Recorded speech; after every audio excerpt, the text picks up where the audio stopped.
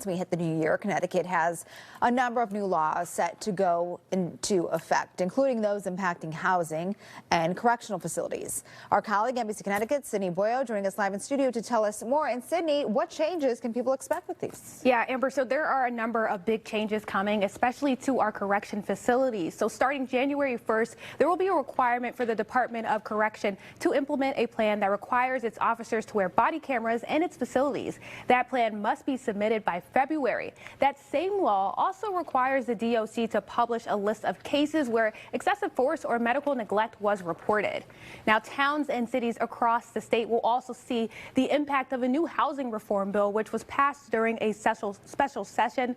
This will require municipalities to create a housing growth plan, which has to include a plan for the number of units that they want to build and a zoning plan. It also changes street parking requirements and expands the Fair Rent Commission, which investigates rent complaints. Between Republicans and Democrats, there are mixed reviews on this bill, with some politicians calling it rushed and others saying it was the right decision.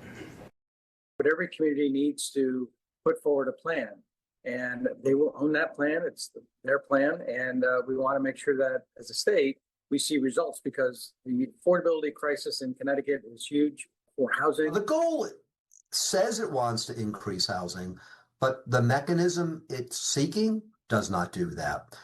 It doesn't take into account the cost of housing, the cost of land, labor costs, material availability.